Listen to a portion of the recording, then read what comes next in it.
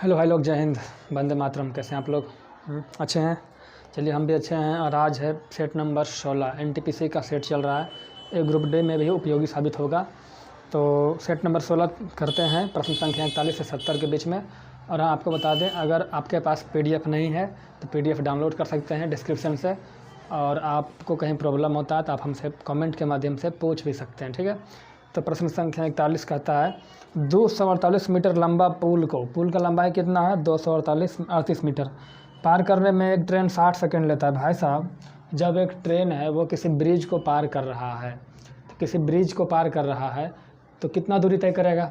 एक तो अपने ट्रेन जितना लंबा है उतना दूरी, प्लस पुल जितना लंबा है उसका, मतलब ट्रेन की लंबाई और पुल की लंबाई जो जितना होगा जोड़ करके उतना दूरी उसको तय करना पड़ेगा। तो दूरी बराबर होता है 4 गुना समय। तो दूरी कितना हो गया? तो पुल का लंबाई 238 मीटर, पुल की लंबाई 238 मीटर। और ट्रेन की लंबाई कुछ मान लेते हैं, तो ट्रेन का लंबाई मान लेते हैं x। तो क्या हो गया? दूरी बराबर क्या होता है? 4 गुना समय, है ना जी। तो चाल तो पता नहीं है, समय पता है। समय कितना है? 60 सेकंड, ठीक है। चलिए एक कंडीशन और दे रखा है। एक कंडीशन और क्या कहता है? कहता है कि वही ट्रेन एक साइन बोर्ड को पार करने में, भाई साहब वही ट्रेन एक साइन बोर्ड को पार करेगा। तो हमको ये बताइए भाई साहब, जब कोई ट्रेन कोई साइन बोर्ड लंबा होता है खंभा, तो खंभा को पार करेगा तो किसका दूरी तय करेगा? ट्रेन अपना लंबाई केवल। खंभा का कोई लंबाई होता है? खंभा का लंबाई नहीं होता है, खंभा का ऊंचाई होता है। तो ऊंचाई से क्या लेना देना? लंबाई से लेना देना। तो यहाँ जो दूरी तय करेगा ट्रेन, वो कितना दूरी तय करे तक ट्रेन जो खंभा पार करेगा, तो जो दूरी तय करेगा वो ट्रेन खुद की लंबाई के बराबर दूरी तय करेगा। तो ट्रेन की लंबाई कितना माने? x। तो लंबाई मतलब दूरी बराबर 4 गुना समय, है ना जी। तो चाल कितना है जी? तो चाल हो गया, चाल तो पता नहीं है, नहीं ना है। अब यहाँ से एक चीज़ देखिए, यहाँ से चाल बराबर क्या होगा? तो चाल बराबर दूरी बटा समय। तो दूरी कितना है? 238 प्लस x बटे समय। कितना देर में पार किया था? 60 सेकंड में। यहाँ से दूरी हो गया, चाल निकालना। चाल बराबर क्या होगा? दूरी बटा समय। दूरी x बटे समय कितना? 26 सेकंड। तो यहाँ से भी ट्रेन का चाल, यहाँ से भी ट्रेन का चाल। तो ट्रेन का चाल दोनों कंडीशन में क्या होगा? सेम होगा। तो जब चाल सेम होगा तो चाल दोनों आया तो क्या लेंगे? बराबर हो जाएगा। तो यहाँ से काटेंगे, 30 दूनी 60, 13 दूनी 26, ऊपर से गुना करेंगे तो क्या हो जाएगा? इधर जाएगा तो 30x, ये गुना होगा 13x, इधर माइनस हो जाएगा 13x, और 13 गुना 238। तो 13 गुना 238 रखते हैं, इसको गुना नहीं करते हैं अभी, ठीक है, कटेगा 13 गुना 238। 30 में से 13 गया, 17x बराबर 13 गुना 238। 17 यहाँ से हटाएंगे, इधर आ जाएगा भाग में 17। 17 एकम 17, 17 चौके पहले एक बार में 17 एकम 17, 6 पर 68, 17 चौके 68। 13 गुने 14 करेंगे तो x बराबर आया 182 मीटर। कितना आएगा? 182 मिनट नहीं भाई साहब, मीटर। ये ट्रेन की लंबाई ना माने थे, तो हो जाएगा मीटर। चलिए, कहता है भाई साहब, मार्टिन अपने वेतन का 13% एक संस्था में दिया, 13% दे दिया संस्था में, 12% दे दिया अनाथ संस्था में, फिर 14% दे दिया दिव्यांग संस्था में, फिर 16% दे दिया मेडिकल कैंप में। तो कुल कितना दे दिया? इसको कुल जोड़ेंगे, कैसे जोड़ेंगे? 12, 13, 25 और 30, 55%।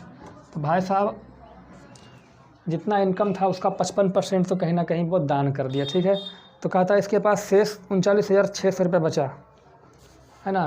तो इसके पास बचा कितना? तो किसी भी आदमी का जो इनकम होता है वो 100% होता है।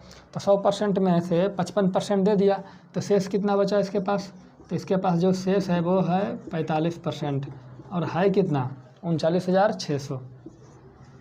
39,600। तो 1% बराबर क्या होगा, है ना। तो 1% बराबर होगा 39,600 बटा 1। अब भाई साहब पहले टोटल इनकम निकालते हैं, तो 100% हो जाएगा। 100 से गुना करेंगे तो 100 से इधर भी गुना करेंगे। अब क्या कहता है भाई साहब, टोटल इनकम हो गया 100%, इतना। अब कहता है बताइए अनाथों की संस्था को वह कितना राशि दान करता है? अनाथ, तो अनाथ को कितना दिया था? 12%, यही दिया था अनाथ को। कितना? 12%, तो है ना। तो 12% किसका दिया था? पूरा इनकम का। तो जो अनाथ आश्रम को दिया था वो टोटल दिया था अपने कुल इनकम का, तो इसका कुल इनकम इतना है का 12%। कोई दिक्कत भाई साहब? भाई साहब एक गलती हो गया। गलती क्या हो गया? देखिए 45% बराबर 39,600, तो 1% बराबर, तो यहाँ 45 में होगा जी। फिर 100% निकालेंगे, तो यहाँ से 45 जो हमको देना था वो नहीं दिए, ठीक है। 100 से 100 कट गया। इसको काटेंगे, कितना बार में काटेंगे इसको? काटिएगा तो 15 तिया 45, 4 तिया 12, 3 गुने 15, 3 गुने 4, 15 से काटेंगे तो जाएगा 15 दूनी 30, 15 छक्का 90, 15 चौके 60, ठीक है। और 2 जीरो और 4, तो 2 जीरो 4 चौक 16, 26 चौक 74 से 104, ये हो जाएगा 15। 10,000 कहीं ज़्यादा गलती नहीं कर दिए जी? भाई साहब डबल जीरो कैसे हो गया? एक ही जीरो होगा। 15 चौके 60 कट गया ना, तो 1 जीरो होगा, तो यहाँ एक जीरो होगा। तो 10,560 रुपया किसको दिया था? अनाथ वाले आश्रम को दिया था। चलिए भाई साहब 43 नंबर कहता है 3,000 रुपये का 5% की दर से 1 वर्ष के लिए मिलने वाला साधारण ब्याज। साधारण ब्याज निकालेंगे। 3,000 रुपया 5% की दर से 1 साल, तो 5 गुने 1 5% है ना जी, तो परसेंट है तो इसको बटे 100 होगा। इतना ब्याज मिला 1 साल में। फिर कहता है ब्याज 2,000 रुपये पर 5% की दर से n वर्षों के लिए मिलने वाला ब्याज। तो 2,000 रुपया का 5% की दर से n समय में मिलने वाला ब्याज, मूलधन गुना समय गुना दर बटा 100, है ना, से 150 रुपया कम है। ये जो हमारा है इससे 150 रुपया कम है, यानी एक कम है ये ज़्यादा है। तो एक काम करेंगे, इसको बराबर करने के लिए क्या करेंगे? या तो इसमें 150 कम ही कर देंगे तो दोनों बराबर हो जाएगा। ये 150 कम है इससे, तो या तो इसमें 150 रुपया जोड़ देंगे तो बराबर हो जाएगा। दूसरा, या तो इसमें 150 घटा देंगे तो भी बराबर हो जाएगा। तो क्या करें? जोड़ दें घटा दें, बात बराबर है। जोड़ना होगा तो इधर जोड़ेंगे, घटाना होगा तो इधर घटाएंगे। क्यों? क्योंकि बराबर करना है, ठीक है। तो हम ऐसा करते हैं, इधर ही काम कर लेते हैं, ठीक है। इधर ही जोड़ घटाव कर लेते हैं। इधर क्या करना पड़ेगा? ये ज़्यादा है 150, तो इसमें ये 150 ज़्यादा है, ये 150 कम है, तो ये 150 कम है तो इसमें 150 जोड़ देंगे। तो 150 जब इसमें जोड़ देंगे 150 रुपीज़, तो दोनों क्या हो गया? बराबर। 2 जीरो से 2 जीरो कट गया, 30 बचे कितना हो गया? 150। और भाई साहब 150 और 150, 150 है ना जी, 150 कितना हो जाएगा? 300। 2 जीरो से 2 जीरो कट गया, अब 20 बचे 100 गुने n। 2 जीरो से 2 जीरो कट गया तो n बराबर कितना? 3 साल, ठीक है। चलिए कहता है भैया 2 बेलन ए और बी का व्यास 4:1 है। 2 बेलन है ए और बी, इसका क्या कहता है? व्यास। तो व्यास का बात हुआ तो डी डायमीटर कहता 4:1 है। भाई साहब 4:1 है, तो जब व्यास 4:1 है तो किसी का व्यास, अब त्रिज्या का अनुपात क्या होगा? तो त्रिज्या के क्या होता है? व्यास का आधा होता है। तो व्यास का आधा मतलब यहाँ हो जाएगा 1, यहाँ हो जाएगा 1/2। अब भैया 1/2 फ्रैक्शन में कुछ मत लीजिए, ठीक है। फ्रैक्शन में लीजिएगा तो प्रॉब्लम में पड़ जाइएगा। तो क्या करते हैं, जब 4:1 है ना व्यास, तो अगर इसको 8 कर दें, इसको 2 कर दें तो कोई दिक्कत है? तो ये भी हमारा व्यास हो गया। तो त्रिज्या कितना होगा? इसका आधा 4, इसका आधा 1। देखिए फिर वहीं आ गया। तो मतलब क्या समझे? मतलब जो अनुपात व्यास का होता है वही अनुपात त्रिज्या का होता है, ठीक है। बेलन में कहीं भी होता है जहाँ पे, ठीक है। बेलन त्रिज्या और व्यास का जो रेशियो होता है सेम होता है, पहली बात। उसके बाद क्या कहता है? कहता है यदि बेलन ए का पृष्ठीय क्षेत्रफल बी से दुगना है, तो भाई साहब ए का पृष्ठीय क्षेत्रफल निकालेंगे ए का। तो पृष्ठीय क्षेत्र बराबर क्या होता है? 2πr/h। तो 2π इसका कैपिटल आर मान लेते हैं, h इसका कैपिटल मान लेते हैं, ठीक है। और एक बेलन बी है, इसका क्या हो जाएगा? 2πr, इसका r मान लेते हैं स्मॉल, h स्मॉल, ठीक है। तो कहता है जो ए का आयतन है ना, कहा गया ए का जो क्षेत्रफल है बी से दुगना है। ए का जो क्षेत्रफल है बी से दुगना है, ये दोगुना है, बी से दुगना है। तो ए दुगना है तो ये आधा है ना। ये दुगना है इसका, तो दोनों को बराबर करना, क्या करना पड़ेगा, चूँकि ऑलरेडी दुगना है तो इसमें 2 से गुना करेंगे तब ना इसके बराबर होगा, या फिर इसका आधा कर देंगे तब ना इसके बराबर होगा। ये दुगना है तो इसमें 2 से गुना करेंगे, मतलब अगर ये 2 है तो ये 1 है तब ना दुगना होगा जी। तो अगर मान लीजिए 2 है ये 1 है तब इसका दुगना होगा, बराबर करना है तो इसमें 2 से गुना करना पड़ेगा। तो वही चीज़ हम 2 से गुना कर दिए। चलिए अब यहाँ से देखिए पाई से कट गया पाई, 2 से कट गया 2 और कुछ कटेगा। यहाँ क्या बचा RH, इसका R कैपिटल ये 4 है तो 4 और H का तो मान है ना, तो यहाँ हो गया 4H बराबर, देखिए 2 का मान 2 और इसका R 1, 2 एकम 2 स्मॉल h काट देंगे तो 2 दूना 4, तो H बटे H, H बटे H क्या हुआ, H यहाँ था H चला गया इधर, क्या बचा 1 बटे 2। इसका मतलब क्या, मतलब बेलन A का अगर हाइट 1 है तो दूसरे बेलन B का हाइट कितना है 2 है। तो कहता है भाई साहब इसका आयतन का अनुपात ज्ञात करो। तो आयतन का जब अनुपात ज्ञात करेंगे तो आयतन का अनुपात A बटे B निकालेंगे ना, A और B का अनुपात आयतन का, तो क्या होगा पाई R स्क्वायर H, तो पाई R स्क्वायर H, भाई साहब x का R कैपिटल है, B का पाई A का हो गया और B का हो गया वॉल्यूम, इसका R स्मॉल है H, पाई से पाई कट गया, R का मान कितना है 4, तो 4 के स्क्वायर 16 और H का मान 1 तो 16। फिर क्या कहता है भाई साहब R स्क्वायर स्मॉल, तो R कहाँ गया 1 का स्क्वायर 1 और गुने 2 तो 2, क्या हो गया 2 8 16, क्या हो गया 8:1। ठीक है। चलिए भाई साहब प्रश्न संख्या 45 आपके सामने है। कहता है किए गए सर्वेक्षण में अधिकांश लोगों का पसंदीदा लेखक कौन है। लेखक का नाम है ABCDEFG, 7 लेखक है, पसंदीदा कितने लोग उसको पसंद करते हैं संख्या दे दिया गया है। तो कहता है किए गए सर्वेक्षण में अधिकांश लोगों का पसंदीदा लेखक कौन है।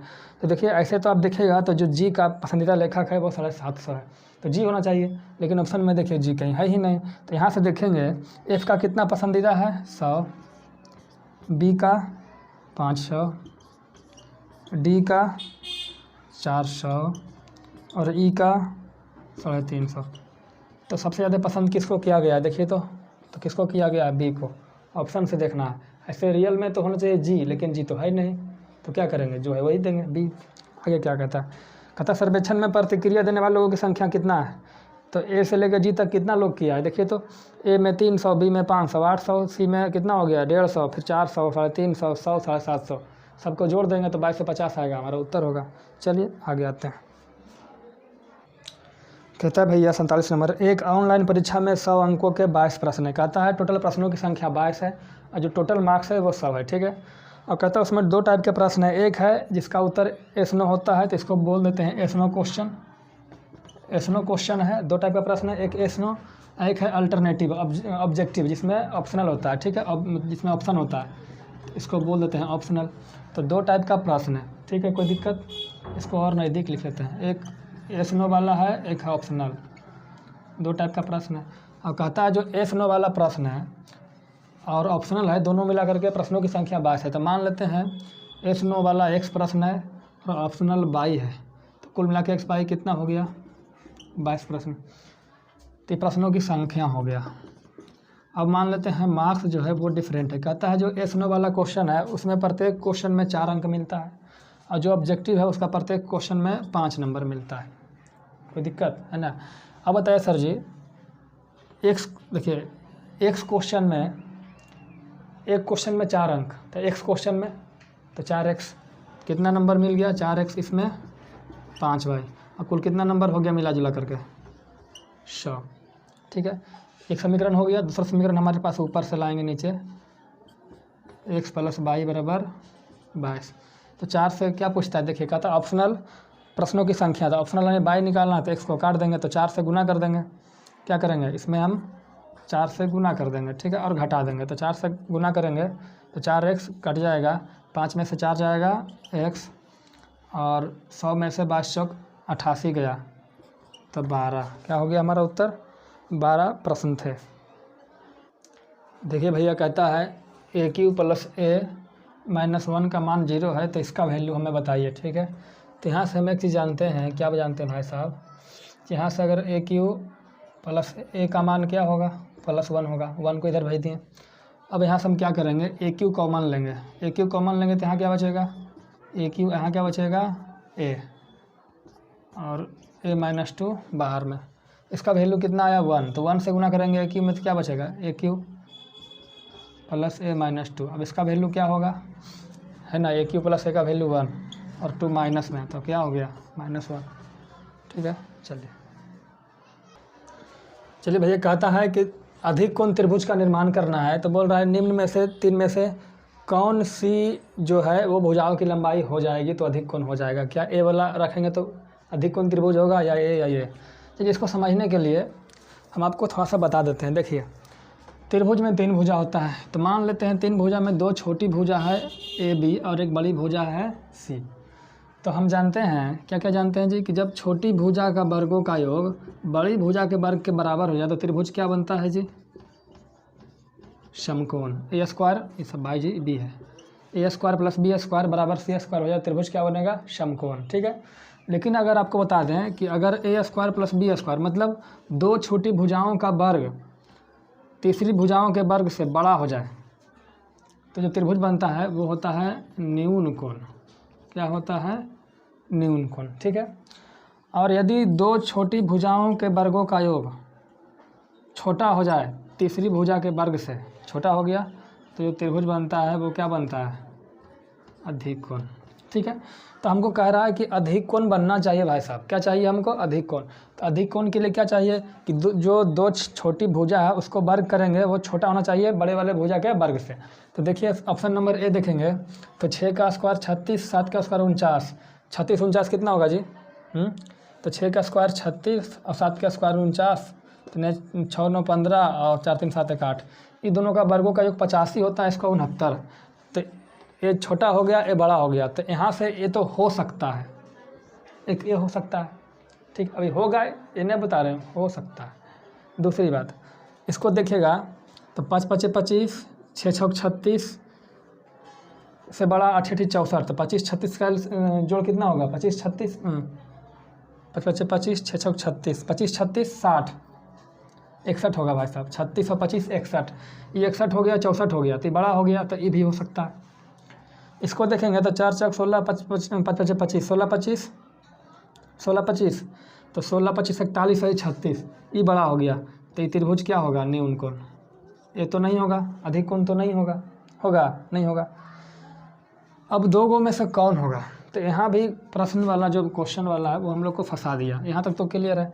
देखिए फंसाया क्या, त्रिभुज बनने के कुछ नियम होते हैं, ऐसे ही आप कुछ बोल दीजिएगा कि 2 3 4 त्रिभुज बन जाएगा तो नहीं बनेगा। तो त्रिभुज बनने के अपने नियम होते हैं। तो त्रिभुज बनने का अपने नियम क्या होता है कि किसी भी 2 भुजा का डिफरेंस लीजिए वो तीसरा से छोटा होना ही चाहिए, किसी भी हाल में छोटा होगा तब त्रिभुज बनेगा, नहीं तो नहीं बनेगा। तो अब देखिएगा क्या बोल भैया, किसी भी 2 भुजा, बड़ा छोटा नहीं बोल रहे हैं, किसी भी 2 भुजा का डिफरेंस तीसरे से छोटा होना चाहिए, तीसरे से छोटा होना चाहिए। तो किसी भी 2 भुजा का डिफरेंस लेंगे, अगर वो तीसरा से छोटा हो गया तभी वो त्रिभुज होगा, अन्यथा वो त्रिभुज बनवे नहीं करेगा। तो काहे का न्यून कोण, काहे का अधिक कोण, है ना। तो देखिएगा यहाँ से क्या करेंगे, इसका डिफरेंस लेंगे 6 7 का डिफरेंस 1, 13 से छोटा है, बिल्कुल सही। 7 13 का डिफरेंस 6, क्या 6 से छोटा है, नहीं है। या फिर 13 6 का डिफरेंस 7, 7 से छोटा होना चाहिए, है नहीं है। इसका मतलब त्रिभुज नहीं बनाएगा, कोई भी त्रिभुज नहीं बनाएगा, कोई त्रिभुज नहीं बनेगा उससे। इसको देखिएगा तो 5 6 का डिफरेंस 1, 8 से छोटा है। 8 6 का डिफरेंस 2, 5 से छोटा है। 5 8 का डिफरेंस 3, 6 से, हाँ 5 8 का डिफरेंस 3, 3 6 से छोटा है। तो ये हमारा अधिक कोण के लिए परफेक्ट है। ठीक है, देखिए ये तो पहली बात है कि अधिक कोण नहीं होगा। अब देखिए न्यून कोण भी होगा कि नहीं होगा, तो न्यून कोण के लिए वही चेक करेंगे, क्या त्रिभुज बन गया। न्यून कोण का तो नियम फॉलो कर रहा है, लेकिन त्रिभुज बन रहा है कि ना, इसका नियम देखिए। तो 4 5 का डिफरेंस 1, 6 से छोटा है। 5 6 का डिफरेंस 1, 4 से छोटा है, मतलब ये न्यून कोण त्रिभुज बना लेगा। कोई डाउट मन में नहीं रखना है, दिक्कत है तो पूछ लिया कीजिए। चलिए भाई साहब कहता है त्रिभुज एक्स बाई जेड में बाई समकोण है। ठीक है, तो एक्स यहाँ भी रख सकता है, यहाँ भी रख सकता है, जहाँ मर्जी है वहाँ रख सकते हैं आप। कहता है साइन एक्स बराबर 12/13, साइन एक्स, यही ना जी। तो साइन एक्स बराबर 12/13। ठीक है, तो साइन एक्स, तो साइन थीटा बराबर क्या होता है, P/H। तो ये हमारा P हो गया और ये हमारा H हो गया, मतलब H मतलब कर्ण, ठीक है। अब A, P और H, अब देखिए P का निर्धारण हम लोग कौन से करते हैं, ठीक है। नहीं तो P बदल जाता है, देख कभी कभी P A हो जाता है, कभी P A हो जाता है, लेकिन H हमेशा वही रहता है। तो P का निर्धारण कैसे करते हैं, थीटा से। तो थीटा यहाँ क्या है, x। तो x के जो सामने होगा वो P कहलाएगा। तो चूँकि साइन x का बात बोला गया है तो इसके सामने P है, और P कितना है 12 और ये 13 है। तो ये 12 है 13 है तो ये कितना होगा भाई साहब 5 है ना, चूँकि समकोण है तो 12 का स्क्वायर प्लस 5 का स्क्वायर तो बराबर 13 का स्क्वायर होता है, ठीक है। अब कहता है भाई साहब कौशेक जेड बताइए। तो कौशेक का मतलब क्या होता है, तो कौशेक का जो फार्मूला होता है वो होता है H/P। क्या होता है, ये H भाई साहब कर्ण। तो सबसे पहले कर्ण कितना 13। अब बात रह गया P है कौन, A है P की A है। तो देखिए थीटा क्या है जेड, और जेड के सामने क्या होता है लंब। तो लंब क्या है 5, यानी P कितना हो गया 5। तो उत्तर क्या हो गया 13/5। ये था प्रश्न संख्या 50। देखिए 51, ये था आपका 50। अब करते हैं 51। कहता है भाई साहब कि एक चिड़ियाघर में खरगोश और कबूतर हैं, उनके सिरों को गिना जाए तो 90 है। तो डिटेल में करा दें, शॉर्टकट में कीजिए। तो सिरों की संख्या 90 है, मतलब टोटल जानवर कितने हैं 90। कबूतर और खरगोश है तो जितना भी जानवर है सबका तो सिर एक ही होता है ना, तो सिर काउंटिंग करके बता दिया, मतलब जितना है उतना संख्या उसका। तो कहता है उसमें से कुछ कबूतर है भाई साहब और कुछ खरगोश है। तो हम इधर ले लेते हैं कबूतर, इधर ले लेते हैं खरगोश। कबूतर के कितने पैर 2 पैर, पैरों की संख्या तो लिखा ना, हाँ। खरगोश का कितना पैर 4 पैर, तो इसको लिखेंगे 2 + 2, कोई दिक्कत। अब ऐसा मान लीजिए कि अगर खरगोश को भी दो ही पैर होता, खरगोश को मान लीजिए तत्काल 2 मिनट के लिए कि 2 ही पैर होता, तो 90 जानवर 2 पैर कितना हो जाएगा, तो 90 × 2 180 पैर होता है ना। लेकिन ऐसा है नहीं है, टोटल पैर कितना है 224। तो 224 पैर है, 180 काउंटिंग कर चुके हैं, तो हुआ कितना 4, 12 में से 8 गया 4, कितना एक्स्ट्रा। तो 224 में से 180 घटाएंगे तो बचा कितना 44।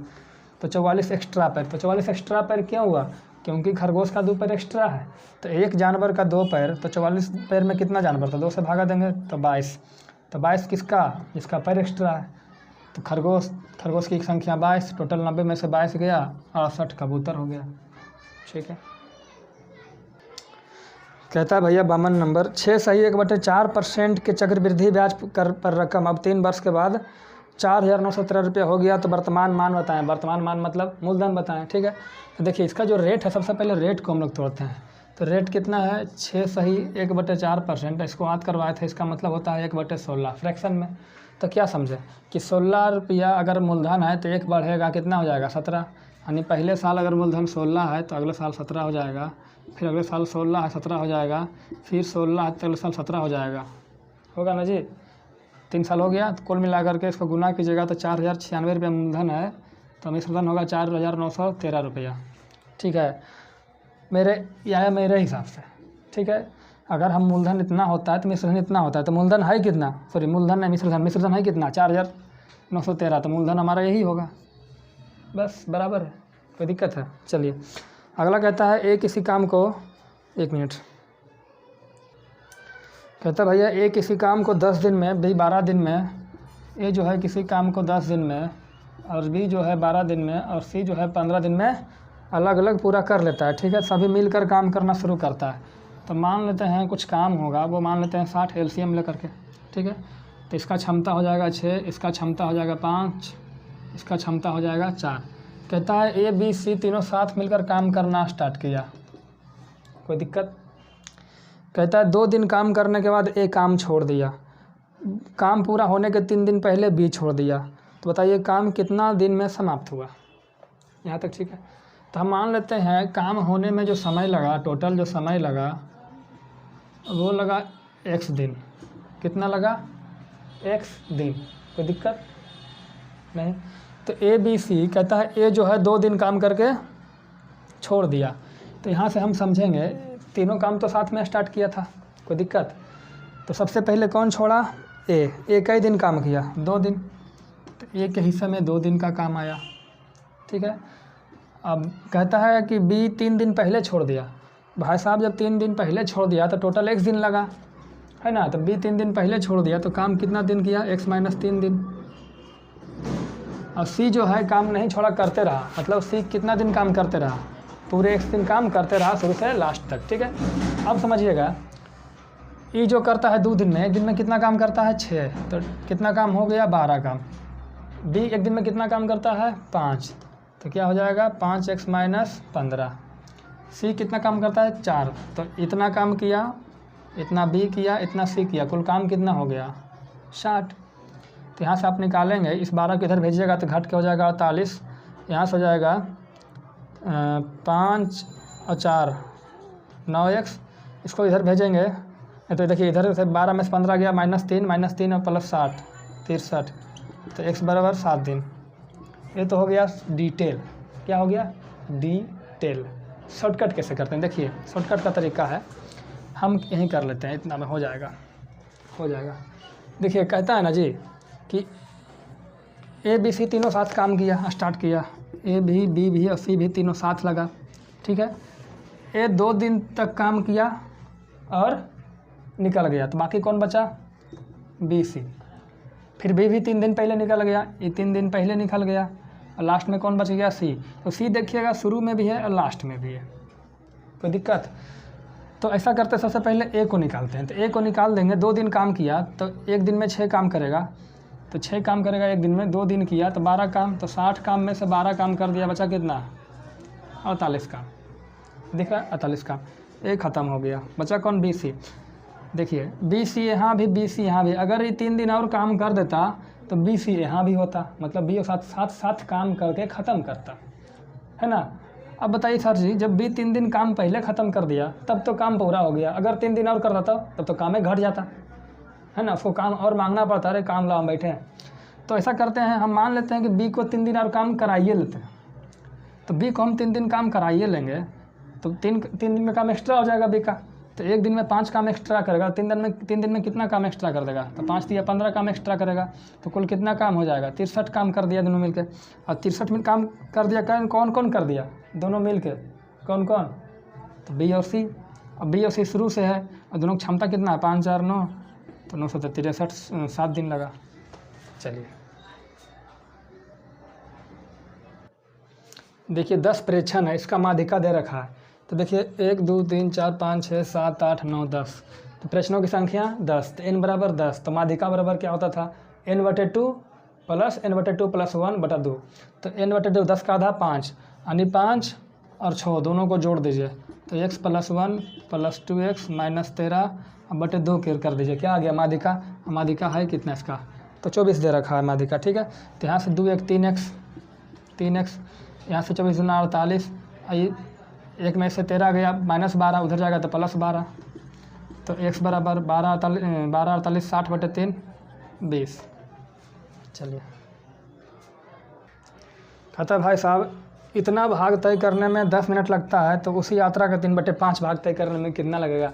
इसको सोल्व कर लीजिएगा, मैटर सोल्व है। देखिए इसको सोल्व करेंगे तो 4 दूनी 8 1 9/4, तो 9/4 होगा, तो 4 चला जाएगा ऊपर, नीचे कितना बचेगा 9, इसको मिटा लेंगे तो 9 9 3 27 4 31/9, 31/9, तो 9 चला जाएगा ऊपर, 31 रह जाएगा नीचे, इसको मिटा के क्या लिख लेंगे 31 31 से कम 31 31 9 40/31, तो 31 चला जाएगा ऊपर और 40 रह जाएगा नीचे, तो यहाँ से हो गया 40, तो यहाँ से 40 चौका 160 - 155 कितना हो गया 5/40 बराबर 1/8।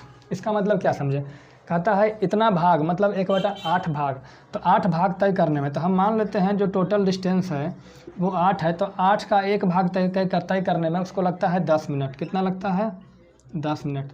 तो कहता है कि इसी यात्रा का 3/5 भाग तय करने में कितना लगेगा, तो यात्रा कितना है 8, तो 8 का 3/5 भाग, इसको करेंगे तो कितना हो जाएगा 24/5 भाग कहता है तय करने में। तो 1 यूनिट 10, तो 24/5 यूनिट, तो 10 से गुना कर देंगे, 5 दूनी 10, तो 24 गुना 48 मिनट। कहता है भैया एक रेडियो पर 900 रुपया अंकित है, कहता है इसका अंकित कितना है 900 रुपया, इसमें 10% का छूट दीजिए एक बार। तो एक बार 10% का छूट दिए हैं तो 10% कितना छूटेगा, 90 रुपया, कितना हो गया 810 रुपया। अब कहता है इस पर और एक डिस्काउंट देते हैं, तो डिस्काउंट कितना दिए नहीं पता, लेकिन डिस्काउंट के बाद इसका जो कीमत हो गया 729 रुपया हो गया। तो कहता है कि आप बताइए कि छूट कितना % मिला यहाँ पे। तो सबसे पहले डिस्काउंट निकालेंगे, तो डिस्काउंट कितना मिला, तो डिस्काउंट मिला, यहाँ से घटाइएगा तो 81 बचेगा, 10 में से 9 गया 1, और यहाँ से 11 में 10 में से 2 गया 8। तो 81 का डिस्काउंट किस पे मिला, 810 पे।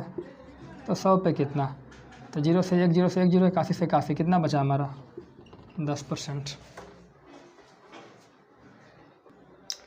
प्रश्न संख्या 57 भाई साहब देखिए, कहता है कि ए किसी टंकी को 12 मिनट में भरता है। ए जो है भरने वाला है वो भर देता है आपका 12 मिनट में, और बी जो है खाली करने वाला है वो 8 मिनट में खाली करता है। तो बी जो है खाली करने वाला है वो 8 मिनट में खाली करता है। तो कुछ क्षमता मान लेते हैं 12 8 का 24, तो मान लेते हैं टंकी का क्षमता अगर 24 है तो ये 3 के दर से 12 दूनी 24, 2 के दर से भरता है। मतलब अगर 24 लीटर है 12 मिनट में भरता है तो 1 मिनट में 2 लीटर प्रति मिनट भरता है, तो 8 या 24, खाली कितना करता है 3 लीटर प्रति मिनट। तो कहता है पहले ए को 6 मिनट चला दीजिए। तो ए को 6 मिनट चलाइएगा, ए को 6 मिनट चलाइए, तो ए 2 के हिसाब से भरेगा, 6 मिनट में कितना भर दिया 12 लीटर पानी भर दिया। कहता है उसके बाद ए को खुला रखते हुए बी को भी खोल दीजिए। क्या करना है, बी को भी खोल देना है। अब 12 लीटर पानी भरा हुआ है और ये भी दोनों खोल दीजिए। ये 2 के हिसाब से भरेगा, ये 3 लीटर खाली कर देगा, 2 लीटर भरेगा 3 लीटर खाली कर देगा। तो खाली कितना है, किस दर से करेगा, 1 के दर से। मतलब 12 लीटर खाली करना है, 1 लीटर प्रति मिनट खाली कर रहा है, तो कितना मिनट में खाली कर देगा, 12 मिनट में टंकी खाली हो जाएगा।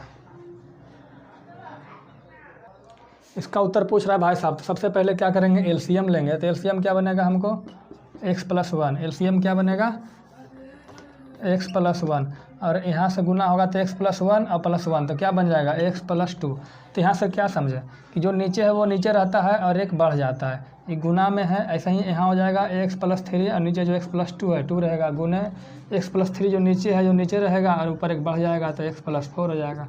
यहाँ से क्या होगा, x+4 नीचे रहेगा और ऊपर हो जाएगा x+5। अब कौन कौन कटेगा, देखिए कट जाएगा, कौन कौन बच गया भाई साहब, तो ऊपर बच गया x+5 और नीचे बच गया x+1। उत्तर हो गया हमारा। प्रश्न संख्या भैया 59 क्या कहता है, देखिए कहता है पति पत्नी और उसके बालक, मतलब बच्चा का 3 साल पहले औसत आयु था 27 साल। तो मान लेते हैं अभी प्रेजेंट उम्र कुछ होगा, वो सबका कुछ होगा, ऐसे ही लिख लेते हैं, इंडिकेशन है मेरा, ठीक है। तो कहता है 3 साल पहले ना जी, तो 3 साल पहले जो उसका उम्र था उस औसत था 27 वर्ष। तो 3 साल जब यहाँ से बैक जाएंगे, कितना साल पहले जाएंगे, 3 साल पहले जाएंगे, तो हस्बैंड वाइफ और बच्चा का औसत उम्र कितना था 27 साल। तो कुल एज का योग कितना होगा, 87 या 81 साल। टोटल एज कितना होगा, टोटल एज 87 या 81 साल। अब कहता है भाई साहब कि और पत्नी और बालक की 5 वर्ष पहले औसत आयु 20 वर्ष था। मतलब अभी से 5 साल पहले जाओगे तो पत्नी और जो बच्चा का उम्र का औसत था वो 20 साल था, तो औसत योग कितना होगा उसका टोटल, तो 40 साल। कोई दिक्कत नहीं, ये देखिए 5 साल पहले की बात है, ठीक है, कोई दिक्कत नहीं। तो 5 साल पहले पत्नी और बच्चा का उम्र का योग 40 था और 3 साल पहले इतना था, कोई दिक्कत। तो इससे हम 2 साल आगे आते हैं यहाँ से। देखिए दोनों के 3 साल पहले 5 साल पहले, तो बीच में 2 साल का गैप। तो जब 2 साल बीच में आएंगे तो इसका देखिए उम्र कितना हो जाएगा, 2 साल इसका भी बढ़ेगा, 2 साल इसका भी बढ़ेगा, तो कितना हो जाएगा टोटल 44 साल। कितना हो जाएगा 44 साल। 44 साल कहाँ हो जाएगा, इस कंडीशन में आके 44 साल हो जाएगा किसका, पत्नी और बच्चा का उम्र कितना हो जाएगा 44 साल। तो आज 2 साल के बाद यानी 3 साल के पहले, यहाँ से 2 साल बाद, यहाँ से 3 साल पहले, यहाँ से 3 साल पहले प्रेजेंट से, और उधर से 2 साल बाद पत्नी और बच्चा का उम्र कितना है 44। अब हस्बैंड वाइफ बच्चा तीनों का योग 81, इसमें से 44 ही दोनों हो गया, तो हस्बैंड कितना बचा, तो हस्बैंड के लिए जो बचा वो 81 तीनों मिला के है, और 2 का हो गया 44, तो कितना हो गया भाई साहब, ये हो गया 37 साल। तो 37 साल उम्र कब है, 3 साल पहले। तो कहता है भैया प्रेजेंट उम्र बताइए, तो 3 साल बाद 37, तो 3 साल बाद, तो 3 साल जोड़ दीजिए, तो 3 साल जब जोड़ दीजिएगा तो हो जाएगा 40 साल, यानी जो हस्बैंड है वो 40 साल का है। ठीक है, कहता है भैया एक वर्ग का क्षेत्रफल जिसकी भुजा x है उस त्रिभुज के भुजा के क्षेत्रफल के बराबर है जिसका आधार x है। देखिए कहता है एक वर्ग का क्षेत्रफल और त्रिभुज का क्षेत्रफल बराबर है, तो वर्ग का क्षेत्रफल भुजा दे रखा है x, तो क्षेत्रफल क्या होगा x² बराबर है त्रिभुज के क्षेत्रफल के बराबर। तो त्रिभुज का क्षेत्रफल क्या होता है 1/2 आधार, आधार त्रिभुज का दे रखा है x, ऊंचाई नहीं दे रखा है तो ऊंचाई पूछता है, तो ऊंचाई के h मान लेते हैं।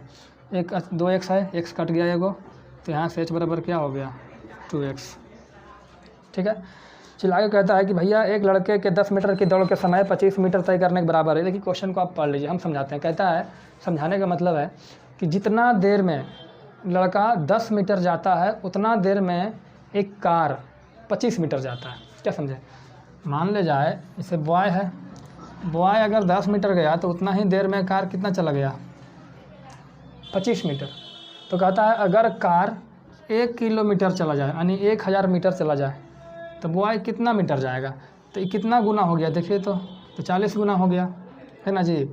तो यहाँ से भी 40 गुना होगा, कितना हो जाएगा 400 मीटर। फिर भी किसी को समझ में ना डिटेल में चाहते हैं चाल बराबर दूरी बटा समय सब निकाल करके बताना, तो बताइएगा, हम बता देंगे अगले वीडियो में। देखिए भैया 70 और 62 हम एक बार देखेंगे, क्यों, क्योंकि 70 और 62 एक जैसा है, बस थोड़ा सा उल्टा है प्रश्न एक दूसरे का। कहता है 70 पहले देखेंगे। 70 कहता है चक्रवृद्धि ब्याज पर कोई राशि 5 वर्ष में मूल राशि की 3 गुनी हो जाती है तो कितने समय में अपनी मूल राशि का 243 गुना हो जाएगा।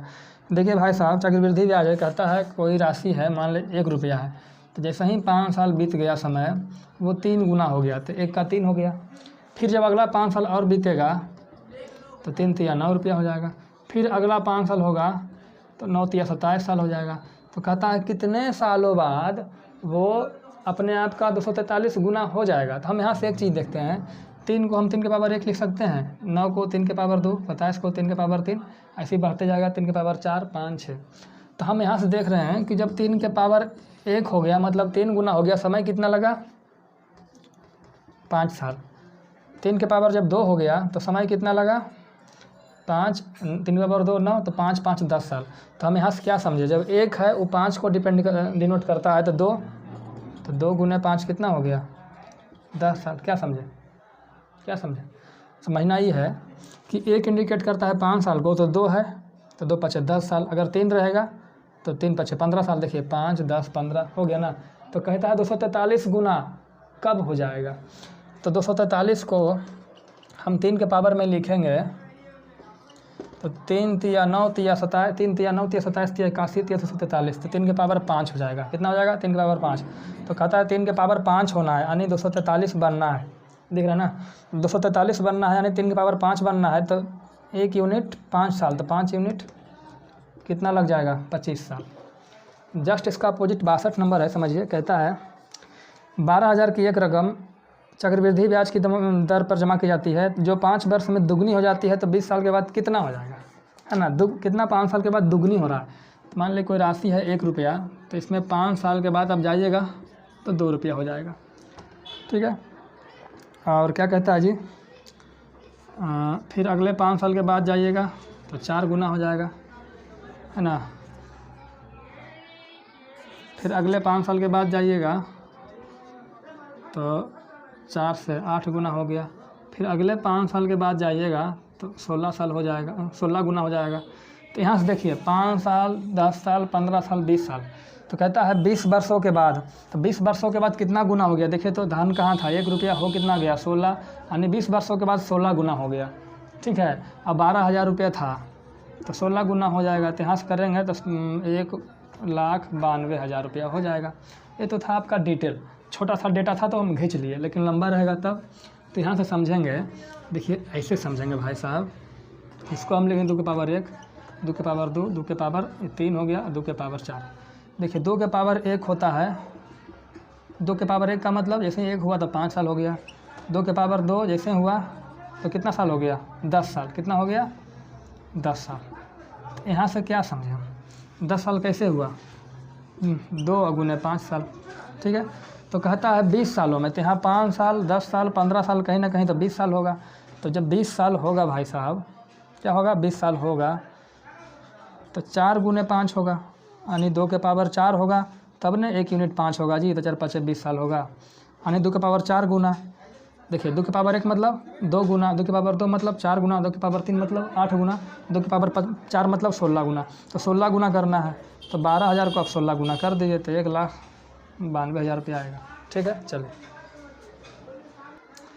देखिए भाई साहब कहता है किसी वस्तु के मूल्य में 20% की वृद्धि या फिर 20% की कमी कर दीजिए तो मौलिक मूल्य की तुलना में अंतिम मूल्य कितना होगा।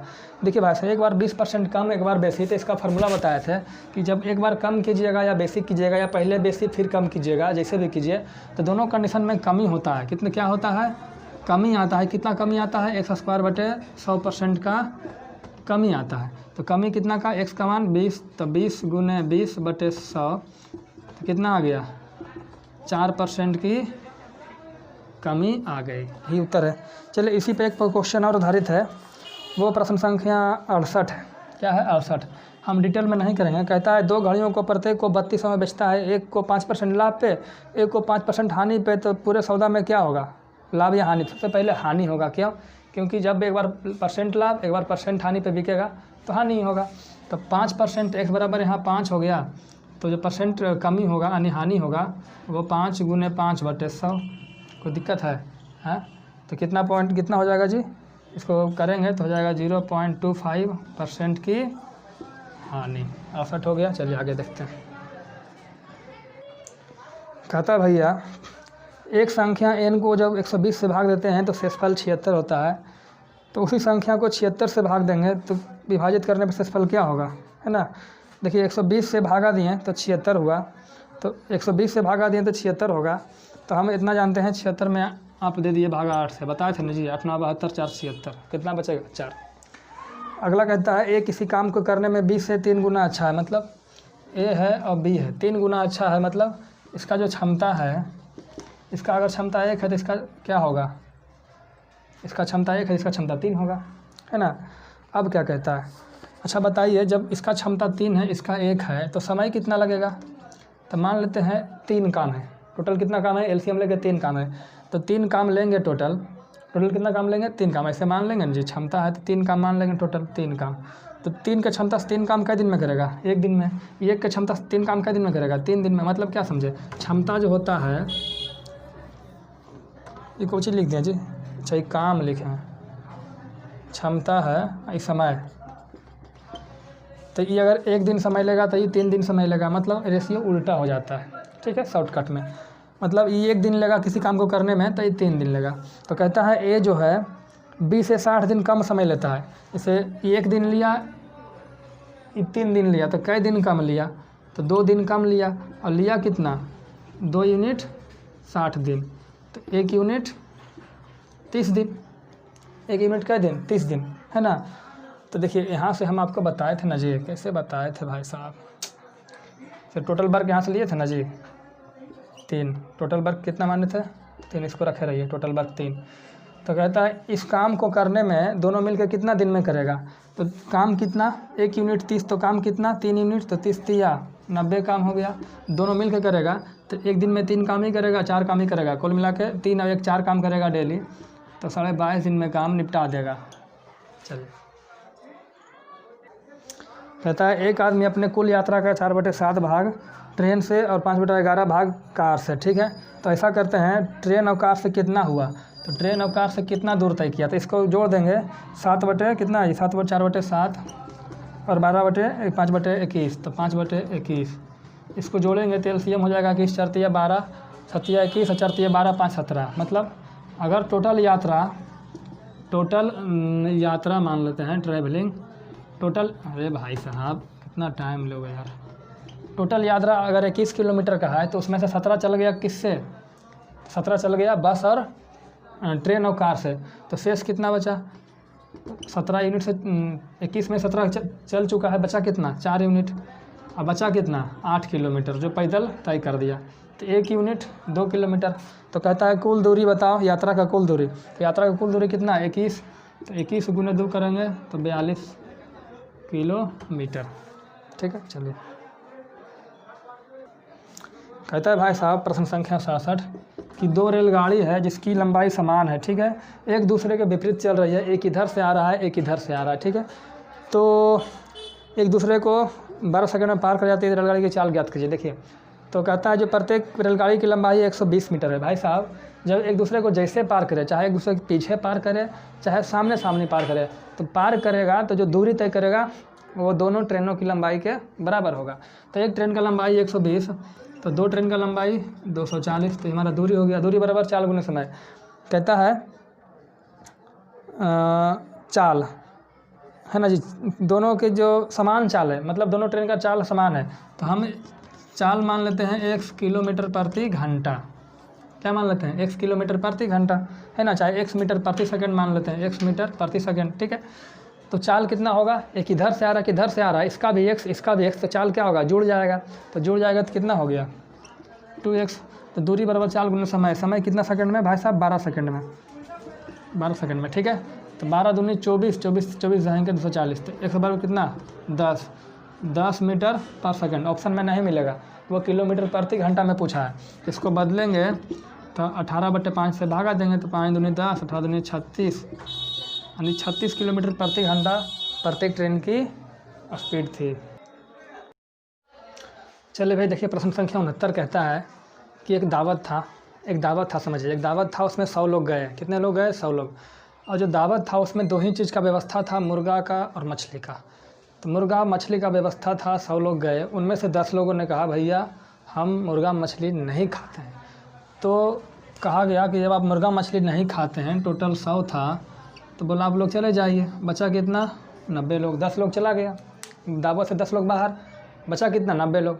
और 90 लोग से पूछा गया कि भाई साहब बताइए मछली कितना खाइएगा, कितने लोग मछली खाइएगा? तो 50 लोगों ने बोला कि हम खाएंगे मछली। बोला ठीक है, आप लोग हाथ नीचे कीजिए। फिर बोला बताइए कितने मुर्गा खाने वाले हैं, हाथ खड़ा कीजिए। तो उन लोगों ने खड़ा किया, जब काउंटिंग हुआ तो देखा 60 आदमी हो गया। तो कुल मिला के देखा तो कितना आदमी हो गया? 110 आदमी। अब भाई साहब खाने वाले 90 और काउंटिंग हो गया 110, इसका मतलब कोई तो आदमी है जो दोनों में हाथ उठा दिया है, मुर्गा में भी और मछली में भी, है ना। तो कितना आदमी दोनों में हाथ उठाया है? खाने वाले रियल में 90 ही है, और जब यहाँ गिनती हो रहा है तो 110 हो रहा है। कारण तो कितना गैपिंग? तो 20 का गैपिंग।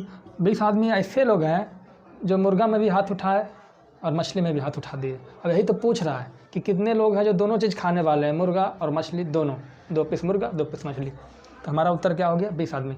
चलिए ठीक है, मिलते हैं फिर नेक्स्ट सेशन में, तब तक के लिए जय हिंद जय भारत।